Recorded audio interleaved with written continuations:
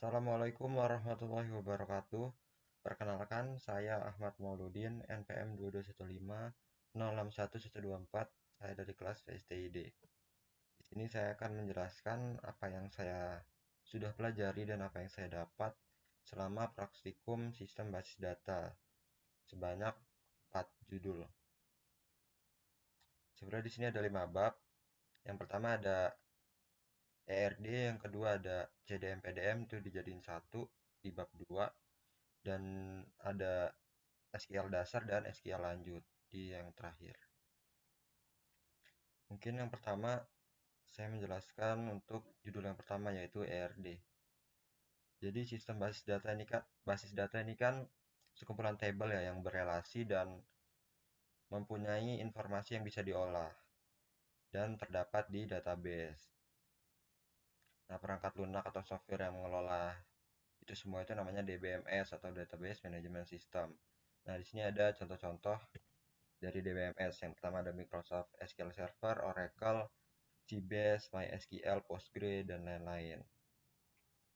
Nah, di sistem yang saya buat di tugas besar itu menggunakan MySQL yang akan dijelaskan di bab 4 nanti. Nah, setiap DBMS itu kan memiliki tipe data sendiri, ada varchar, karakter, number, integer, date, time, dan lain-lain, boolean.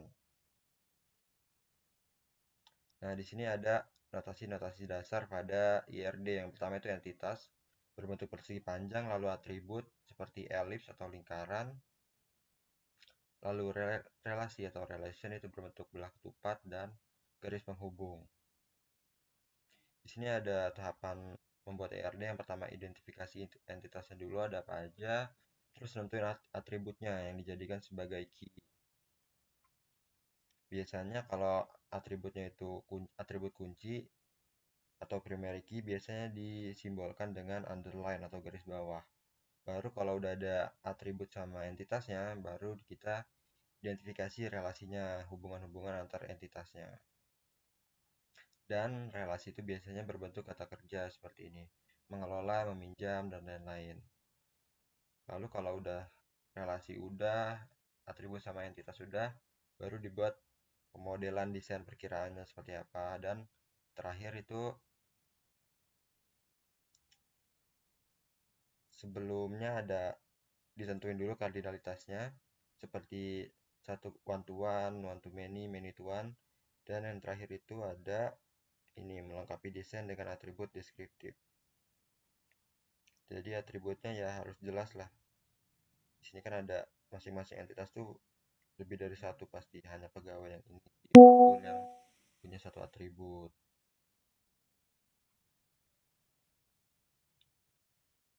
Mungkin saya langsung ngejelasin di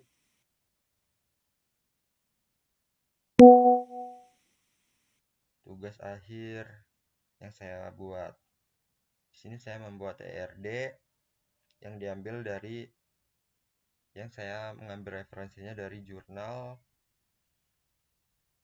Rancang Bangun Aplikasi Penjualan Online pada CV Mitra Technoscience. Dengan studi kasus, ini perusahaan CV Mitra Technoscience. Jadi sebenarnya di jurnal tersebut mempunyai banyak entitas, 9 atau 10. Namun karena terlalu banyak dan persyaratan waktu dikasih tugas akhir ini minimal 5, jadi saya ngambil 5 entitas saja. Yang pertama itu ada entitas customer, lalu yang kedua barang, ketiga order, keempat pembayaran, dan yang kelima itu paket. Dan masing-masing entitas di sini sudah ada atributnya masing-masing. Seperti customer ada primary key-nya atau email, dan atribut lainnya itu ada password, nama, username, dan juga alamat. Di sini kenapa saya menggunakan email sebagai primary key, karena saat customer mendaftarkan akunnya kepada sistem itu, jika email yang sudah terdaftar itu tidak bisa dipakai oleh customer lain. Misal customer A menggunakan email ahmad1@gmail.com, lalu customer B mendaftarkan dengan email yang sama, itu tidak bisa. Sistem akan menolaknya, maka email ini hanya dimiliki oleh satu customer, jadi bisa dibilang bisa dipakai sebagai primary key email. yang tidak dimiliki oleh customer lainnya. Lalu di sini ada barang. Jadi sebelumnya sistem ini tuh seperti penjualan online online pada umumnya, cuman aplikasi ini ada cuma dimiliki oleh perusahaan terkait, yaitu Mitra Teknosense ini. Jadi bukan seperti aplikasi Shopee, Tokopedia ataupun e-commerce yang lainnya, tapi dia aplikasi yang hanya menjual barang-barang yang dijual oleh perusahaan tersebut. Di sini ada barang, itu ada harga, atributnya ada harga jual, nama barang, ID barang sebagai primary key, dan quantity. Lalu ada entitas order dengan atribut alamat tujuan, ID order sebagai primary key, nama penerima, dan batas pembayaran. Lalu entitas pembayaran ada jumlah transfer, bank, ID pembayaran, nomor rekening, dan juga waktu transfer. Dan ID pembayaran sebagai primary key. Dan paket ada ID paket sebagai primary key dan estimate time departure atau perkiraan waktu mendarat, waktu sampai paketnya, dan harga. Dan di sini ada relasi di mana order memiliki detail barang dan barang memiliki detail order, lalu customer mempunyai wishlist barang, customer melakukan pembayaran, dan customer dapat mempunyai paket. Dan di sini terdapat kardinalitas, di mana banyak order dapat memiliki detail banyak barang, dan banyak barang dapat memiliki detail banyak order, dan banyak customer mempunyai wishlist banyak barang, satu customer dapat melakukan banyak pembayaran, dan satu customer mempunyai banyak paket. Mungkin seperti itu aja penjelasan di judul pertama, yaitu ERD. Lanjut ke judul kedua, yaitu CDM dan PDM, yang terdiri dari dua bab yang terpisah sebenarnya kalau di modul. Mungkin dari CDM terlebih dahulu. Oke, lanjut ke judul yang selanjutnya, yaitu CDM atau Conceptual Data Model. Jadi CDM ini dipakai untuk menggambarkan secara detail struktur basis data dalam bentuk logik. Beda nanti sama judul selanjutnya, itu PDM, itu dalam bentuk fisik. Nah, objek pada CDM itu apa aja? Masih mirip-mirip sama kayak IRD, ada entity, relationship, inheritance. Inheritance ini warisan, yaitu semua atribut itu diwariskan ke objek anaknya. Lalu ada association atau asosiasi. Mungkin untuk CDM, PDM, dan sisa judul selanjutnya akan saya jelaskan secara singkat aja karena masih mirip-mirip, seperti ada entitasnya, terus hubungannya itu masih mirip, cuman hanya berbeda fungsi dan juga bentuk dari IRD kalau dari judul pertama tadi. Di sini ada customer, barang, order, pembayaran, dan juga paket. Di CDM ini disebutnya masih entitas ya, beda sama pas di PDM nanti. Nah, di sini ada customer. Nah, bedanya sama IRD, kalau konseptual data model atau CDM ini ada tipe datanya dan juga ada panjang maksimal elemennya. Di sini password, variabel karakter atau varchar, maksimalnya 16 elemen. Email sebagai primary key disimbolkan dengan tanda tagar. Varchar juga maksimalnya 50 elemen dan juga nama 50 elemen juga. Dan di sini saya tidak menuliskan semua atribut dari customer, dan di entitas lainnya juga saya hanya menulis 3. Beda sama di IRD tadi saya nulisnya 5 karena kurang lebih sama aja, cuman beda banyak atau 3 atau 5 dari atribut yang ada yang saya tulis di IRD. Dan di sini ada relationship, yaitu customer mempunyai wishlist barang, order memiliki detail barang, customer melakukan banyak pembayaran, dan customer melakukan banyak paket. Dan di sini kardinalitasnya disimbolkan dengan ini, yang kayak ada garis 3 gitu di ujung, artinya many. Kalau nggak ada ini artinya 1. Nah, langsung lanjut ke judul ketiga, yaitu PDM, Physical Data Model. Jadi kalau tadi konseptual itu dalam bentuk logik, kalau PDM atau Physical Data Model dalam bentuk fisik. Dan di sini sebutannya udah beda lagi. Objek-objeknya yang pertama ada table, view, dan juga reference. Jadi dia sudah berbentuk table, dia saat di generate. Jadi PDM ini adalah hasil generate dari CDM. yang akan menghasilkan foreign key. Yang setiap foreign key ini kunci asing yang memiliki hubungan dari antar entitasnya. Di sini bisa dilihat yang tulisannya tuh FK itu foreign key, ID barang di sini tadi kan mempunyai wishlist sama memiliki detail ini tadinya ini apa namanya relationship. Kalau di PDM physical data model ini dia jadi berbentuk seperti tabel ini. Nah, di sini ada email dan di pembayaran dan paket itu email sebagai foreign key. Email yang dimiliki customer nih bisa dilihat dia masuk ke pembayaran dan juga masuk ke paket sebagai foreign key.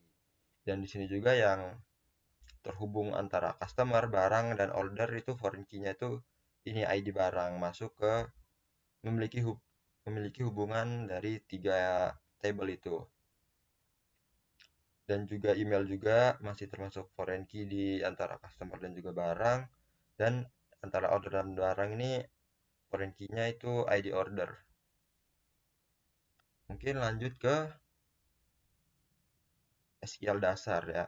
Sebelum lanjut, intinya PDM ini hasil generate dari CDM yang sebelumnya. Jadi, apapun yang dihasilkan, apapun yang dilihat dari PDM ini, berarti itu akan ada hubungannya sama CDM sebelumnya. Nah, yang selanjutnya itu ada SQL dasar. Jadi, di sini ada 3 perintah dalam SQL. Sebenarnya ada 4 atau 5, tapi yang dituliskan di modul ini cuma ada 3, yaitu DDL, Data Definition Language, itu berhubungan dengan pendefinisian, yaitu ada create, alter, rename, drop. Kalau DML itu data manipulation, yaitu berhubungan dengan manipulasi, seperti select, insert, update, delete. Dan juga DCL itu berhubungan dengan hak akses, yaitu grant sama revoke. Mungkin langsung saja ke laprak yang saya kerjakan. Nah, seperti ini. Nah, di sini ada perintah show database untuk menampilkan database yang ada di penyimpanan lokal perangkat saya. Ada buku tamu Maul, DB Maul. Nah, ini DB Maul ini yang saya pakai sebagai database di sistem yang saya buat ini. Lalu ada menggunakan database nih, use database Maul. Ini untuk mendeskripsikan table menggunakan perintah des. Jadi dia di table customer ini dideskripsikan ada kolom-kolom apa aja, null atau tidak, dan juga tipe datanya. Lalu untuk membuat tabel baru pakai create table custom, create table. Di sini sebelumnya tadinya nggak ada table customer, baru saya buat customer password. Ini sebagai kolomnya dengan tipe data varchar, panjangnya 16. Nah, di sini primarikanya email. Lalu ada mengubah nama table tuh rename table, pesanan ini nama sebelumnya to, nama yang akan diubah atau nama terbarunya lah orderan. Jadi nama pesanan tuh saya ubah, table pesanan tuh namanya saya ubah jadi table orderan. Gunakan perintah rename. Lalu ini ada menambah kolom itu menggunakan perintah alter table dulu, dipilih tabelnya customer menggunakan perintah add alamat dengan tipe data varchar panjangnya 50. Tadi itu kolom elemen itu alamat ini nggak ada di tabel customer, baru ditambahkan. Di sini mengubah untuk mengubah menggunakan modify, di sini saya ubah tadi kan alamatnya panjangnya 50. Saya ubah jadi 55 maksimal panjang elemennya. Lalu menghapus tuh pakai drop. Lalu menambahkan data pakai insert into, mengubah data itu update, menghapus data pakai delete. Nah, ini ada tampilan database yang telah dibuat tuh kita pakai show table untuk menampilkan semua table yang ada di database DB Maul tadi. Ini table customer, table barang, seperti itu.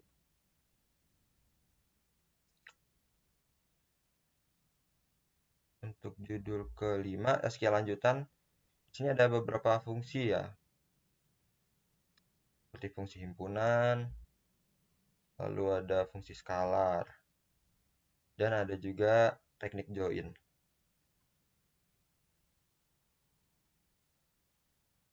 Mungkin untuk penjelasan perintah-perintahnya sudah saya jelaskan di video tugas akhir judul 4 ini, di bab 5 ini SQL lanjutan.